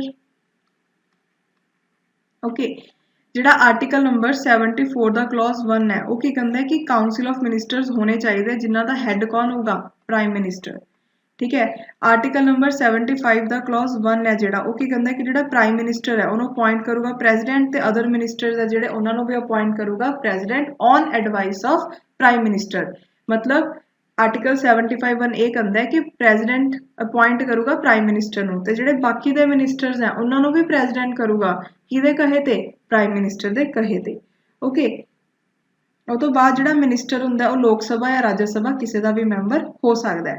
ਆਰਟੀਕਲ ਨੰਬਰ 75 ਦਾ ਕਲੌਜ਼ 5 ਹੈ ਜਿਹੜਾ ਉਸ 'ਚ ਕੀ ਕਿਹਾ ਗਿਆ ਹੈ ਕਿ ਅਗਰ ਕੋਈ ਮੈਂਬਰ ਜਿਹਨੂੰ ਕਿ ਮਿਨਿਸਟਰ ਬਣਾਇਆ ਜਾ ਰਿਹਾ ਹੈ ਉਹ ਲੋਕ ਸਭਾ ਜਾਂ ਰਾਜ ਸਭਾ ਕਿਸੇ ਦਾ ਵੀ ਮੈਂਬਰ ਨਹੀਂ ਹੈਗਾ ਤਾਂ ਉਹਨੂੰ ਵਿਦਿਨ 6 ਮੰਥਸ ਉਹਦਾ ਮੈਂਬਰ ਬਣਨਾ ਪਊਗਾ ਅਗਰ ਉਹਨੇ ਮਿਨਿਸਟਰ ਬਣੇ ਰਹਿਣਾ ਹੈ। ਓਕੇ ਉਹ ਤੋਂ ਬਾਅਦ ਜਿਹੜਾ ਆਰਟੀਕਲ ਨੰਬਰ 75 ਦਾ ਕਲੌਜ਼ 4th ਹੈ ਉਹ ਕਿਹਦੇ ਬਾਰੇ ਗੱਲ ਕਰਦਾ? ਓਥ ਕੀ ਲੈਣਗੇ ਮੈਂਬਰਸ। ਹੁਣ ਇਹਦੇ ਵਿੱਚ ਜਿਹੜੇ ਤਿੰਨ ਨੇ ਨਾ ਆਰਟੀਕਲਸ ਇਹ ਬਹੁਤ ਇੰਪੋਰਟੈਂਟ ਨੇ ਇਹਨਾਂ ਨੂੰ ਯਾਦ ਰੱਖਣਾ ਤੁਸੀਂ ਕਲੌਜ਼ਸ ਨੂੰ ਵੀ ਯਾਦ ਰੱਖਣਾ। ਉਹ ਤੋਂ ਬਾਅਦ ਨੈਕਸਟ ਨੂੰ ਗੱਲ ਕਰਦੇ ਹਾਂ ਸਟਰੈਂਥ ਕਿੰਨੀ ਹੁੰਦੀ ਹੈ council of ministers the. 91st amendment ਜਿਹੜੀ ਹੋਈ ਸੀ ਉਹ ਤੋਂ ਬਾਅਦ ਇਹ ਕਿਹਾ ਗਿਆ ਸੀ ਕਿ ਜਿਹੜੀ ਕਾਉਂਸਲ ਆਫ ਮਿਨਿਸਟਰ ਹੈ ठीक है अगर आप प्राइम मिनिस्टर ਨੂੰ ਇਨਕਲੂਡ ਕਰੀਏ ਤਾਂ ਕਾਉਂਸਲ ਆਫ ਮਿਨਿਸਟਰ ਜਿਹੜੇ ਹੈਗੇ ਨੇ ਉਹ 15% ਤੋਂ ਜ਼ਿਆਦਾ ਸਟਰੈਂਥ ਉਹਨਾਂ ਦੀ ਨਹੀਂ ਹੋ ਸਕਦੀ ਲੋਕ ਸਭਾ ਦੇ ਵਿੱਚ under article number 75 clause 1A। Okay ਉਹ ਤੋਂ ਬਾਅਦ ਨੈਕਸਟ ਹੁਣ ਆਪਾਂ ਗੱਲ ਕਰਦੇ ਹਾਂ ਸੈਲਰੀ ਦੀ। ਦੇਖੋ ਜਿਹੜੀ ਸੈਲਰੀ ਹੈ ਕਾਉਂਸਲ ਆਫ ਮਿਨਿਸਟਰਸ ਦੀ ਉਹ ਕੌਣ ਡਿਸਾਈਡ ਕਰਦੀ ਹੈ? ਪਾਰਲੀਮੈਂਟ। ਓਕੇ ਉਹ ਤੋਂ ਬਾਅਦ ਜਿਹੜਾ ਮਿਨਿਸਟਰ ਹੈ ਉਹਨੂੰ ਸੈਲਰੀ ਤੋਂ ਅਲਾਉਂਸਸ ਮਿਲਦੀ ਹੈ ਜਿਹੜੀ ਪੇਏਬਲ ਹੁੰਦੀ ਹੈ ਮੈਂਬਰ ਆਫ ਪਾਰਲੀਮੈਂਟ ਨੂੰ। ਓਕੇ ਉਹ ਤੋਂ ਬਾਅਦ ਜਿਹੜਾ ਮਿਨਿਸਟਰ ਹੈ ਉਹ ਇੰਡੀਵਿਜੂਅਲੀ ਰਿਸਪੌਂਸਿਬਲ ਹੁੰਦਾ ਹੈ ਕਿਹਨੂੰ? ਪ੍ਰੈਜ਼ੀਡੈਂਟ ਨੂੰ ਤੇ ਉਹ ਕਲੈਕਟਿਵਲੀ ਰਿਸਪੌਂਸਿਬਲ ਹੁੰਦਾ ਹੈ ਕਿਹਨੂੰ? ਤੁਹਾਨੂੰ ਦੱਸਿਆ ਸੀਗਾ ਇਹਦੇ ਵਿੱਚ ਮੈਂ ਲੋਕ ਸਭਾ ਨੂੰ। ठीक है कलैक्टिवली रिस्पॉन्सिबल टू लोक सभा है individually responsible to president of India. Okay मतलब जिहड़ा मिनिस्टर है वो उदों तक ही होल्ड करदा ऑफिस नूं जद तक कि प्रेजिडेंट दी उहदे नाल सहमति हुंदी है। ठीक है जिहड़ा मिनिस्टर है अगर उन्हें रिजाइन देना तो किहनूं देऊगा? प्रेजिडेंट नूं देऊगा। ठीक है कलैक्टिवली रिस्पॉन्सिबिलिटी का मतलब मैं तुहानूं दस्सिया सी कि तैरना भी साथ है तो डुबना भी साथ है। ठीक है उस तो बाद सो 4th है गवर्नर। ਜਿਹੜਾ ਗਵਰਨਰ ਹੁੰਦਾ ਹੈ ਉਹ ਵੀ ਨਾਮ ਦਾ ਹੀ ਹੈੱਡ ਹੁੰਦਾ ਹੈ ਪ੍ਰੈਜ਼ੀਡੈਂਟ ਦੀ ਤਰ੍ਹਾਂ ਬਟ ਐਕਚੁਅਲ ਪਾਵਰਸ ਹੈ ਜਿਹੜੀਆਂ ਉਹ ਚੀਫ ਮਿਨਿਸਟਰ ਕੋਲ ਹੁੰਦੀਆਂ ਜਿਵੇਂ ਸੈਂਟਰ ਦੇ ਕੇਸ 'ਚ ਪ੍ਰਾਈਮ ਮਿਨਿਸਟਰ ਕੋਲ ਸੀ। ਠੀਕ ਹੈ ਹੁਣ ਗਵਰਨਰ ਨੂੰ ਅਪੁਆਇੰਟ ਕੌਣ ਕਰਦਾ ਹੈ? ਗਵਰਨਰ ਨੂੰ ਅਪੁਆਇੰਟ ਕਰਦਾ ਹੈ ਪ੍ਰੈਜ਼ੀਡੈਂਟ। ਠੀਕ ਹੈ ਗਵਰਨਰ ਨੇ ਜਦੋਂ ਓਥ ਲੈਣੀ ਹੈ ਉਹਨੂੰ ਕੌਣ ਐਡਮਿਨਿਸਟਰ ਕਰਦਾ ਹੈ? Chief justice of high court. ਠੀਕ ਹੈ ਜਿਹੜੀ ਸਟੇਟ ਦਾ ਉਹ ਗਵਰਨਰ ਹੈ ਤਾਂ ਉਹਦੇ ਜੁਰੀਡਿਕਸ਼ਨ ਦੇ ਅੰਡਰ ਜੋ ਵੀ ਆਉਂਦਾ ਹਾਈ ਕੋਰਟ ਉਹ ਕਰਦਾ ਹੈ। उस तो बाद नैक्सट क्वालिफिकेशन सिटीजन होना चाहिए इंडिया का 35 ईयर्स कंप्लीट होने चाहिए हैं। ठीक है जिहड़ा नैक्सट आप पढ़ते हैं कुछ होर कंडीशनस एक क्वालिफिकेशन मेन यही दो ने। उस तो बाद है कंडीशनस। देखो जिहड़ा मैंबर जिहड़ा भी परसन गवर्नर बनूगा ठीक है वो मैंबर नहीं होना चाहिए हाउस ऑफ पार्लियामेंट का या फिर स्टेट लैजिसलेचर का मतलब लोक सभा राज्य सभा का भी नहीं मैंबर होना चाहिए या फिर स्टेट लैजिसलेटिव काउंसिल या स्टेट लैजिसलेटिव असैंबली ਇਹਦਾ भी मैंबर नहीं होना चाहिए। ओके उस तो बाद नैक्सट चीज़ की है कि कोई भी ऑफिस ऑफ प्रॉफिट नो होल्ड ना करे। ठीक है नैक्सट हम आप गल करते हैं सैलरी की। जिहड़ी गवर्नर की सैलरी है वो भी कौन डिसाइड करता है? Parliament. Okay next term governor की जिहड़ी टर्म है वो कितने साल की होंदी है? गवर्नर उदों तक अपना ऑफिस संभालदा जब तक कि उहनूं प्रेजिडेंट दा उहदे कोल साथ है। ठीक है हुण टर्म उहदी एवें एज पर्टिकुलर कोई है नहीं गी फिक्स कि इन्नी टर्म दे लई आऊगा गवर्नर उदों तक है जदों तक उहदे कोल प्रेजिडेंट दा साथ है। तां कौन उहनूं रिमूव कर सकदा है? प्रेजिडेंट रिमूव कर सकदा है। ठीक है सो ये चीज़ नूं याद रखियो। उस तो बाद जिहड़ा गवर्नर है वो अपना रिजाइन भी किहनूं देऊगा? प्रेजिडेंट नूं देऊगा। ठीक है रीअपॉइंटमेंट गवर्नर की जिन्नी बार मर्जी हो सकती है सेम स्टेट दे विच भी किसी उन्होंने होर स्टेट दे विच भी ट्रांसफर किया जा सकता है। उस तो बाद नैक्सट हम आप पावर्स पढ़ते हैं। सब तो पहले एग्जीक्यूटिव पावर की है गवर्नर की। जिहड़ा गवर्नर ऑफ स्टेट है वो चीफ मिनिस्टर नूं ते जिहड़े अदर मिनिस्टर्स ने उन्होंने अपॉइंट करूगा एडवोकेट जनरल नूं करूगा। ठीक है स्टेट इलैक्शन कमिश्नर नूं करूगा। चेयरमैन ते जिहड़े मैंबर्स ने कादे स्टेट पब्लिक सर्विस कमीशन दे उन्हां नूं गवर्नर अपॉइंट करूगा। वाइस चांसलर्स ने जिहड़े यूनीवर्सिटीज़ दे उन्हां नूं करूगा गवर्नर। ठीक है, ते जिहड़ा यूनीवर्सिटी हुंदी है स्टेट दे विच उहदा खुद गवर्नर जिहड़ा है वो चांसलर हुंदा है। उस तो बाद नैक्सट अगर गवर्नर दी आपां लैगिसलेटिव पावर्स की गल करिए तो जिहड़ा गवर्नर है वो स्टेट लैगिसलेचर का पार्ट है। ठीक है, जिहड़ा गवर्नर है वो स्टेट लैगिसलेचर नूं समन कर सकदा है, प्रोरोग्यू कर सकदा है कि सैशन हुण एंड हुंदा है। गवर्नर डिसोल्व कर सकदा है, मतलब जिहड़े जिहड़े रोल प्रेजिडेंट दे ने उहरे गवर्नर दे ने। तुसीं इह चीज़ नूं एनालाइज कीता होगा। ठीक है, उस तो बाद ਜਦੋਂ भी जनरल इलैक्शन तो बाद पहली मीटिंग होंदी है उन्होंने भी एड्रैस कौन करता है? गवर्नर। ओके, जिहड़ा गवर्नर है वो हाउस नूं मतलब स्टेट लैगिसलेचर नूं मैसेजेस भेज सकता है रिगार्डिंग बिल्स। ठीक है, अगर वैकेंसी होंदी है स्पीकर डिप्टी स्पीकर दी, जिहड़ा गवर्नर है वो अपॉइंट कर सकता है किसी भी मैंबर नूं स्टेट लैगिसलेटिव असैंबली दे कि वो स्पीकर की तरह एक्ट करे। ओके, अगर वैकेंसी होंदी है चेयरमैन या डिप्टी चेयरमैन दी, तो गवर्नर स्टेट लैगिसलेटिव काउंसिल के मैंबर नूं कहूगा कि तू एक्ट कर। ठीक है, उस तो बाद नैक्सट जिहड़ा गवर्नर है वो वन एंग्लो इंडियन नूं भी करदा है स्टेट लैगिसलेटिव असैंबली च। हुण इह चीज़ नूं खत्म कर दिता गया। जिहड़ा गवर्नर है वो 1/6 मैंबर्स है जिहड़े स्टेट लैगिसलेटिव काउंसिल दे उन्हां नूं इलैक्ट करदे। आपां ने पढ़े सी ना कि डिफरेंट फील्ड्स की नॉलेज होने चाहिए, वो वाले जिवें science, arts, social service, cooperation movement. ठीक है, उस तो बाद एक गवर्नर ही हुंदा जिहड़ा डिसकुआलीफिकेशन देखूगा मैंबर्स की, कंसल्शन लैके किहदी इलैक्शन कमीशन दी, not state election commission. Election commission तो सलाह लऊगा जिहड़ा गवर्नर है। ठीक है, अगर बिल गवर्नर नूं दिता जांदा है तो गवर्नर उहनूं अपनी मंजूरी दे भी सकदा है। ठीक है, गवर्नर है जिहड़ा वो विदहोल्ड कर सकदा है, ते अगर मनी बिल नहीं है तो गवर्नर है जिहड़ा बिल नूं रिटर्न भी कर सकदा है। ते अगर वो मनी बिल दोबारा गवर्नर को आ गया तो गवर्नर नूं उहनूं अपनी मंजूरी देनी पऊगी।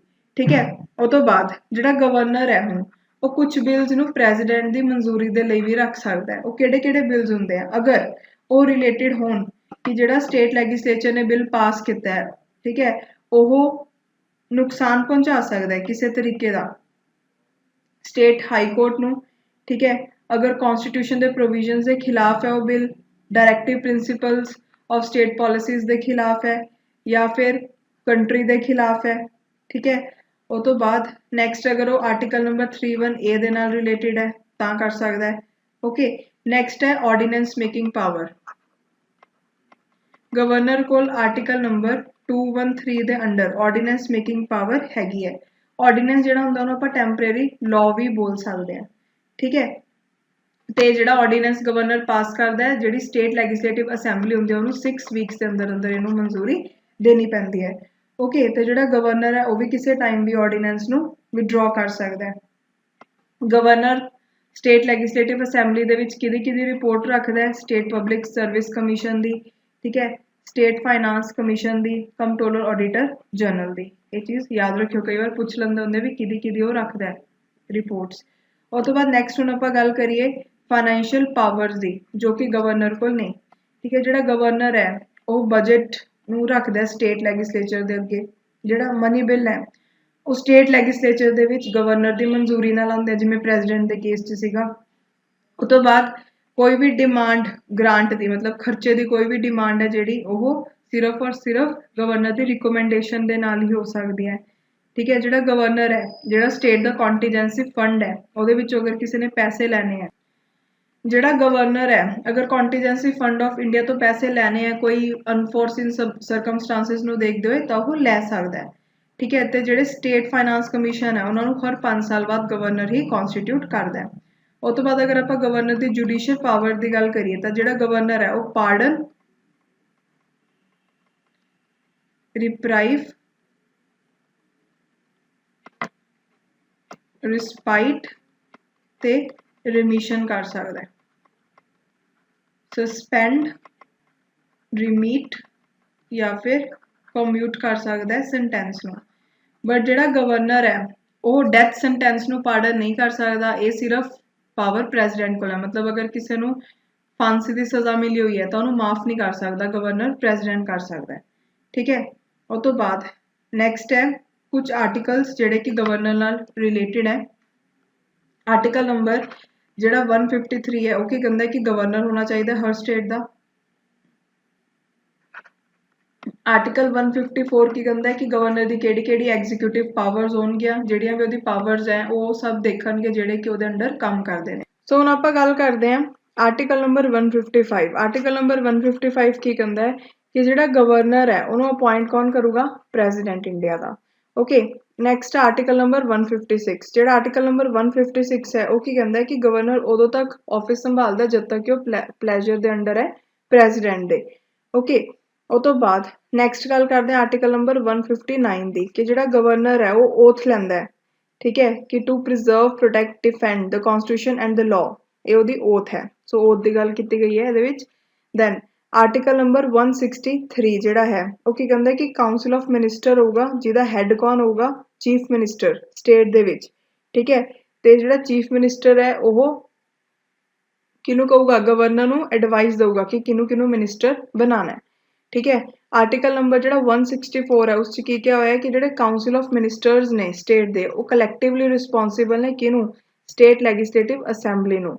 ਤੇ ਨੈਕਸਟ ਹੈ ਕਿ ਅਗਰ ਤੁਹਾਨੂੰ ਤੇ ਇੱਥੇ ਇੱਕ ਪੁਆਇੰਟ ਹੋਰ ਮੈਂ ਤੁਹਾਨੂੰ ਦੱਸਣਾ ਚਾਹੁੰਦੀ ਹਾਂ ਕਿ ਗਵਰਨਰ ਦੀਆਂ ਡਿਸਕ੍ਰਿਸ਼ਨਰੀ ਪਾਵਰਸ, ਕਿ ਜੋ ਆਪਣੇ ਮਨ ਚਾਹੇ ਉਹ ਪਾਵਰ ਦਾ ਯੂਜ਼ ਕਰ ਸਕਦਾ, ਉਹ ਡਿਸੀਜ਼ਨ ਲੈ ਸਕਦਾ ਹੈ। ਡਿਸਕ੍ਰਿਸ਼ਨਰੀ ਪਾਵਰ ਕਨਸਟੀਟਿਊਸ਼ਨ ਦੇ ਵਿੱਚ ਗਵਰਨਮੈਂਟ ਦੀ ਡਿਸਕ੍ਰਿਸ਼ਨਰੀ ਪਾਵਰ ਦੇ ਬਾਰੇ ਦੱਸਿਆ ਹੋਇਆ ਹੈ, ਬਟ ਪ੍ਰੈਜ਼ੀਡੈਂਟ ਦੇ ਪਾਵਰ ਦੇ ਬਾਰੇ ਵਾਲੀ ਦੇ ਬਾਰੇ ਨਹੀਂ ਦੱਸਿਆ ਹੋਇਆ। ਓਕੇ, ਉਹ ਤੋਂ ਬਾਅਦ ਨੈਕਸਟ ਹੈ ਕਿ ਹਰ ਸਟੇਟ ਦਾ ਇੱਕ ਗਵਰਨਰ ਹੋਊਗਾ। 7th ਕਨਸਟੀਟਿਊਸ਼ਨ ਅਮੈਂਡਮੈਂਟ ਦੇ ਅਕੋਰਡਿੰਗ ਇਹ ਕਿਹਾ ਹੋਇਆ ਕਿ ਜਿਹੜਾ ਸੇਮ ਪਰਸਨ ਹੈ ਉਹਨੂੰ ਗਵਰਨਰ ਬਣਾ ਸਕਦੇ ਆ 2 ਜਾਂ 2 ਤੋਂ ਵੱਧ ਸਟੇਟਸ ਦਾ, ਠੀਕ ਹੈ। ਅਗਰ ਇੱਕ ਪਰਸਨ ਨੂੰ 2 ਜਾਂ 2 ਤੋਂ ਵੱਧ ਸਟੇਟਸ ਦਾ ਗਵਰਨਰ ਬਣਾਇਆ ਜਾ ਰਿਹਾ ਤਾਂ ਜਿਹੜੀ ਉਹਦੀ ਸੈਲਰੀ ਹੈ ਉਹਨੂੰ ਸ਼ੇਅਰ ਕੀਤਾ ਜਾਊਗਾ ਸਟੇਟਸ ਦੇ ਵਿੱਚ, ਠੀਕ ਹੈ। ਉਹ ਤੋਂ ਬਾਅਦ ਜਿਹੜਾ ਆਫਿਸ ਹੈ ਰੈਜ਼ੀਡੈਂਟ ਦਾ ਗਵਰਨਰ ਦਾ ਉਹਨੂੰ ਕੀ ਬੋਲਦੇ ਆਪਾਂ, ਰਾਜ ਭਵਨ। ਓਕੇ, ਜਿਹੜਾ ਮਿਨਿਸਟਰਸ ਹੈ ਉਹ ਹੋਲਡ ਕਰਦੇ ਆ office during pleasure of governor. Advocate general ਹੈ ਜਿਹੜਾ ਉਹ ਹੋਲਡ ਕਰਦਾ office during pleasure of governor. ਜਿਹੜੇ ਸਟੇਟ ਇਲੈਕਸ਼ਨ ਕਮਿਸ਼ਨ ਹੈ ਉਹਨੂੰ ਰਿਮੂਵ ਨਹੀਂ ਕੀਤਾ ਜਾ ਸਕਦਾ by governor. State election commission ਨੂੰ ਕਿਵੇਂ ਰਿਮੂਵ ਕੀਤਾ ਜਾ ਸਕਦਾ, ਜਿਵੇਂ ਕਿ ਹਾਈ ਕੋਰਟ ਦੇ ਜੱਜ ਨੂੰ ਰਿਮੂਵ ਕੀਤਾ ਜਾਂਦਾ ਹੈ, ਠੀਕ ਹੈ, ਉਵੇਂ ਹੀ ਸਟੇਟ ਇਲੈਕਸ਼ਨ ਕਮਿਸ਼ਨਰ ਨੂੰ ਰਿਮੂਵ ਕੀਤਾ ਜਾ ਸਕਦਾ ਹੈ। ਜਿਹੜੇ ਮੈਂਬਰਸ ਹੈ ਜਾਂ ਚੇਅਰਮੈਨ ਹੈ ਸਟੇਟ ਪਬਲਿਕ ਸਰਵਿਸ ਕਮਿਸ਼ਨ ਦੇ, ਉਹਨਾਂ ਨੂੰ ਕੌਣ ਰਿਮੂਵ ਕਰਦਾ ਹੈ, ਪ੍ਰੈਜ਼ੀਡੈਂਟ ਕਰਦਾ, ਨਾ ਕਿ ਗਵਰਨਰ। ਇਹ ਚੀਜ਼ ਨੂੰ ਯਾਦ ਰੱਖਿਓ। ਓਕੇ, ਉਹ ਤੋਂ ਬਾਅਦ ਨੈਕਸਟ ਹੁਣ ਆਪਾਂ ਪੜ੍ਹਦੇ ਹਾਂ ਕਾਊਂਸਲ ਆਫ ਮਿਨਿਸਟਰਸ ਹੈ ਜਿਹੜੇ ਸਟੇਟ ਦੇ ਵਿੱਚ।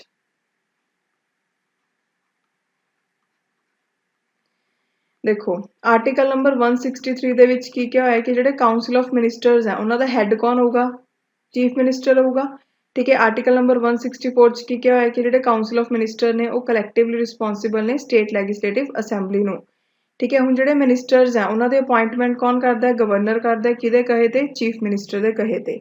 ਪਰਸਨ ਜਿਹਨੂੰ ਮਿਨਿਸਟਰ ਬਣਾਇਆ ਜਾਊਗਾ ਉਹਨੂੰ ਜਾਂ ਤਾਂ ਮੈਂਬਰ ਹੋਣਾ ਪਊਗਾ ਸਟੇਟ ਲੈਜਿਸਲੇਟਿਵ ਕਾਊਂਸਿਲ ਦਾ ਜਾਂ ਸਟੇਟ ਲੈਜਿਸਲੇਟਿਵ ਅਸੈਂਬਲੀ ਦਾ, ਠੀਕ ਹੈ। ਅਗਰ ਪਰਸਨ ਜਿਹੜਾ ਹੈ ਉਹ ਨਹੀਂ ਹੈਗਾ ਮੈਂਬਰ ਤਾਂ ਉਹਨੂੰ 6 ਮੰਥਸ ਦੇ ਅੰਦਰ ਅੰਦਰ ਇਹਨਾਂ ਦਾ ਮੈਂਬਰ ਬਣਨਾ ਪਊਗਾ ਤਾਂ ਕਿ ਉਹ ਮਿਨਿਸਟਰ ਬਣਿਆ ਰਹੇ।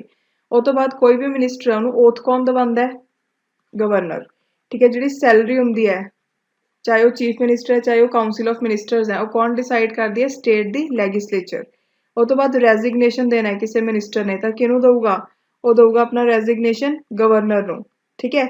ਉਹ ਤੋਂ ਬਾਅਦ ਨੈਕਸਟ ਜਿਹੜਾ ਮਿਨਿਸਟਰ ਹੈ ਉਹਨੂੰ ਗਵਰਨਰ ਰਿਮੂਵ ਕਰ ਸਕਦਾ ਹੈ ਚੀਫ ਮਿਨਿਸਟਰ ਦੇ ਕਹੇ ਤੇ, ਠੀਕ ਹੈ। ਉਹ ਤੋਂ ਬਾਅਦ ਅਗਰ ਆਪਾਂ ਸਟਰੈਂਥ ਦੀ ਗੱਲ ਕਰੀਏ ਕਿ ਕਿੰਨੇ ਮਿਨਿਸਟਰਸ ਹੋਣਗੇ ਕਾਊਂਸਲ ਆਫ ਮਿਨਿਸਟਰ ਦੇ ਵਿੱਚ, ਤਾਂ ਜਿਹੜੇ ਟੋਟਲ ਨੰਬਰ ਆਫ ਮਿਨਿਸਟਰਸ ਹੈ ਚੀਫ ਮਿਨਿਸਟਰ ਨੂੰ ਇਨਕਲੂਡ ਕਰਕੇ ਉਹ 15% ਤੋਂ ਜ਼ਿਆਦਾ ਨਹੀਂ ਹੋਣੇ ਚਾਹੀਦੇ ਜਿੰਨੇ ਮੈਂਬਰਸ ਹੈ ਸਟੇਟ ਲੈਜਿਸਲੇਟਿਵ ਅਸੈਂਬਲੀ ਦੇ ਵਿੱਚ, ਠੀਕ ਹੈ।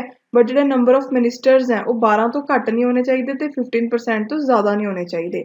ਓਕੇ, ਉਹ ਤੋਂ ਬਾਅਦ ਨੈਕਸਟ ਹੈ ਜਿਹੜੀ ਰਿਸਟ੍ਰਿਕਸ਼ਨ ਹੈ ਉਹ 91st ਅਮੈਂਡਮੈਂਟ ਐਕਟ ਦੇ ਨਾਲ ਲਗਾਈ ਗਈ ਸੀ ਤੇ ਉਹਦੇ ਅਕੋਰਡਿੰਗ ਆਰਟੀਕਲ ਨੰਬਰ 164 ਜਿਹਦੇ ਵਿੱਚ ਇਹ ਕਿਹਾ ਹੈ ਕਿ 12 ਤੋਂ ਘੱਟ ਨਹੀਂ ਹੋ ਸਕਦੇ ਜਿਹੜੇ ਮੈਂਬਰਸ ਹੈ ਉਹਨੂੰ ਅਮੈਂਡ ਕੀਤਾ ਗਿਆ ਸੀ, ਆਰਟੀਕਲ ਹੈ 164। ਓਕੇ, ਉਹ ਤੋਂ ਬਾਅਦ ਨੈਕਸਟ ਹੁਣ ਆਪਾਂ ਗੱਲ ਕਰਦੇ ਹਾਂ ਅਗਲੇ ਆਫਿਸ ਦੀ, ਚੀਫ ਮਿਨਿਸਟਰ। ਇਹ ਵੀ ਕਾਫੀ ਰੋਲਸ ਹੈ ਜਿਹੜੇ ਪ੍ਰਾਈਮ ਮਿਨਿਸਟਰ ਜੈਸੇ ਹੀ ਨੇ, ਸੋ ਮੇਨ ਚੀਜ਼ਾਂ ਮੈਂ ਤੁਹਾਨੂੰ ਦੱਸੂਗੀ ਇਹਦੇ ਵਿੱਚ। ਦੇਖੋ ਜਿਹੜਾ ਚੀਫ ਮਿਨਿਸਟਰ ਹੈ ਉਹ ਕੀ ਹੈ, ਹੈੱਡ ਹੁੰਦਾ ਸਟੇਟ ਦਾ, ਠੀਕ ਹੈ। ਜਿਹੜਾ ਐਕਚੁਅਲ ਹੈੱਡ ਹੁੰਦਾ ਉਹ ਕੌਣ ਹੁੰਦਾ, ਚੀਫ ਮਿਨਿਸਟਰ। ਚੀਫ ਮਿਨਿਸਟਰ ਨੂੰ ਆਪਾਂ ਹੈੱਡ ਆਫ ਗਵਰਨਮੈਂਟ ਬੋਲਦੇ ਹਾਂ, ਜਿਵੇਂ ਕਿ ਪ੍ਰਾਈਮ ਮਿਨਿਸਟਰ ਨੂੰ ਬੋਲਦੇ ਹਾਂ ਉਵੇਂ ਹੀ ਚੀਫ ਮਿਨਿਸਟਰ ਨੂੰ ਵੀ ਹੈੱਡ ਆਫ ਗਵਰਨਮੈਂਟ ਬੋਲਦੇ ਆ। ਇਹਨੂੰ ਕੌਣ ਅਪॉइंट ਕਰਦਾ ਹੈ? ਗਵਰਨਰ ਕਰਦਾ ਹੈ, ਠੀਕ ਹੈ। ਤੇ ਜਿਹੜੇ ਚੀਫ ਮਿਨਿਸਟਰ ਨੂੰ ਅਪॉइंट ਕਰਦਾ ਗਵਰਨਰ ਕਿਹਦੇ ਸੌਰੀ ਜਿਹੜੇ ਬਾਕੀ ਦੇ ਮਿਨਿਸਟਰਸ ਆ ਉਹਨਾਂ ਨੂੰ ਵੀ ਗਵਰਨਰ ਕਰਦਾ ਚੀਫ ਮਿਨਿਸਟਰ ਦੇ ਕਹੇ ਤੇ। ਉਸ ਤੋਂ ਬਾਅਦ ਅਗਰ ਆਪਾਂ ਆਰਟੀਕਲ 164 ਦੀ ਗੱਲ ਕਰੀਏ ਤਾਂ ਜਿਹੜਾ ਚੀਫ ਮਿਨਿਸਟਰ ਨੂੰ ਅਪॉइंट ਕਰੂਗਾ ਗਵਰਨਰ ਤੇ ਬਾਕੀ ਦੇ ਮਿਨਿਸਟਰਸ ਨੂੰ ਵੀ ਕੌਣ ਕਰੂਗਾ? ਗਵਰਨਰ ਚੀਫ ਮਿਨਿਸਟਰ ਦੇ ਕਹੇ ਤੇ, ਠੀਕ ਹੈ। ਜਿਹੜੇ ਕਾਉਂਸਲ ਆਫ ਮਿਨਿਸਟਰਸ ਨੇ ਉਹ ਕਲੈਕਟਿਵਲੀ ਰਿਸਪੌਂਸਿਬਲ ਹੁੰਦੇ ਨੇ ਕਿਹਨੂੰ? ਸਟੇਟ ਲੈਜਿਸਲੇਟਿਵ ਅਸੈਂਬਲੀ ਨੂੰ, ਓਕੇ। ਉਹ ਤੋਂ ਬਾਅਦ ਨੈਕਸਟ ਦੇਖੋ ਕਿ ਜਿਹੜਾ ਚੀਫ ਮਿਨਿਸਟਰ ਹੈ ਉਹ ਕਿਸੇ ਵੀ ਹਾਊਸ ਦਾ ਮੈਂਬਰ ਹੋ ਸਕਦਾ ਹੈ, ਬਟ ਅਗਰ ਉਹ ਮੈਂਬਰ ਨਹੀਂ ਹੈ ਤਾਂ ਉਹਨੂੰ 6 ਮੰਥਸ ਦੇ ਅੰਦਰ ਆਪਣੀ ਮੈਜੋਰਿਟੀ ਨੂੰ ਪ੍ਰੂਫ ਕਰਨਾ ਪਊਗਾ। ਉਹ ਤੋਂ ਬਾਅਦ ਅਗਰ ਆਪਾਂ ਓਥ ਦੀ ਗੱਲ ਕਰੀਏ, ਚੀਫ ਮਿਨਿਸਟਰ ਦੀ ਜਿਹੜੀ ਓਥ ਹੈ ਉਹ ਗਵਰਨਰ ਦਵਾਉਂਦਾ ਹੈ। ਟਰਮ ਕਿੰਨਾ ਹੁੰਦਾ ਹੈ? ਜਿੰਨਾ ਕਿ ਗਵਰਨਰ ਚਾਹੂਗਾ ਉਨੀ ਦੇਰ ਤੱਕ ਉਹ ਚੀਫ ਮਿਨਿਸਟਰ ਹੋਊਗਾ। ਸੋ ਜਨਰਲੀ ਜਿਵੇਂ ਪ੍ਰੈਜ਼ੀਡੈਂਟ ਦਾ ਉਵੇਂ ਹੀ ਗਵਰਨਰ ਦਾ ਹੁੰਦਾ ਹੈ, ਠੀਕ ਹੈ। ਅਗਰ ਚੀਫ ਮਿਨਿਸਟਰ ਨੇ ਰੈਜ਼ਿਗਨੇਸ਼ਨ ਦੇਣਾ ਤਾਂ ਉਹ ਕਿਹਨੂੰ ਦਊਗਾ? ਗਵਰਨਰ ਨੂੰ ਦਊਗਾ। ਉਹਦਾ ਰਿਮੂਵਲ ਵੀ ਗਵਰਨਰ ਦੇ ਦੁਆਰਾ ਹੀ ਹੁੰਦਾ ਹੈ, ਓਕੇ। ਉਹ ਤੋਂ ਬਾਅਦ ਜਿਹੜੀ ਸੈਲਰੀ ਹੈ ਚੀਫ ਮਿਨਿਸਟਰ ਦੀ ਉਹ ਕੌਣ ਡਿਸਾਈਡ ਕਰਦਾ? ਸਟੇਟ ਲੈਜਿਸਲੇਚਰ, ਠੀਕ ਹੈ। ਉਹ ਤੋਂ ਬਾਅਦ ਗੱਲ ਕਰਦੇ ਹਾਂ ਫੰਕਸ਼ਨਸ ਦੀ।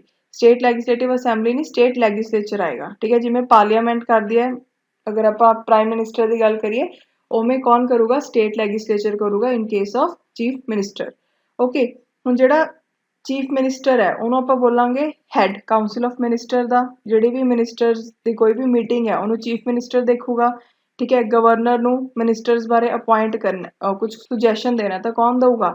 ਚੀਫ ਮਿਨਿਸਟਰ ਦਊਗਾ। ਪੋਰਟਫੋਲੀਓਜ਼ ਮਿਨਿਸਟਰਸ ਦੇ ਅੰਦਰ ਸਟੇਟ ਲੈਵਲ ਤੇ ਕੌਣ ਕਰਦਾ ਹੈ? ਚੀਫ ਮਿਨਿਸਟਰ, ਠੀਕ ਹੈ। ਜਿਹੜਾ ਚੀਫ ਮਿਨਿਸਟਰ ਉਹ ਰੀਸ਼ਫਲ ਵੀ ਕਰ ਸਕਦਾ, ਐਡਵਾਈਸ ਕਰ ਸਕਦਾ ਮਿਨਿਸਟਰ ਨੂੰ ਕਿ ਤੂੰ ਰਿਜ਼ਾਈਨ ਕਰ। ਮਤਲਬ ਜਿੰਨੇ ਵੀ ਇੰਪੋਰਟੈਂਟ ਚੀਜ਼ਾਂ ਪ੍ਰਾਈਮ ਮਿਨਿਸਟਰ ਨਾਲ ਰਿਲੇਟਿਡ ਹੈ ਸਾਰੀ ਦੀ ਸਾਰੀ ਕਿਹਦੇ ਨਾਲ ਰਿਲੇਟਿਡ ਨੇ?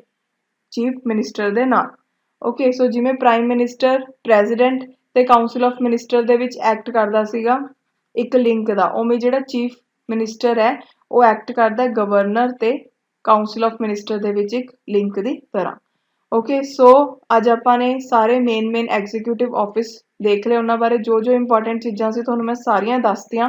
ਸੋ ਇਹ ਲੈਕਚਰ ਨੂੰ ਅੱਛੇ ਤਰੀਕੇ ਨਾਲ ਰਿਵਾਈਜ਼ ਜ਼ਰੂਰ ਕਰਿਓ, ਓਕੇ। ਸੋ ਅੱਜ ਲਈ ਇੰਨਾ ਹੀ, ਮਿਲਦੇ ਹਾਂ ਨੈਕਸਟ ਲੈਕਚਰ ਦੇ ਵਿੱਚ। Thank you so much, have a nice day.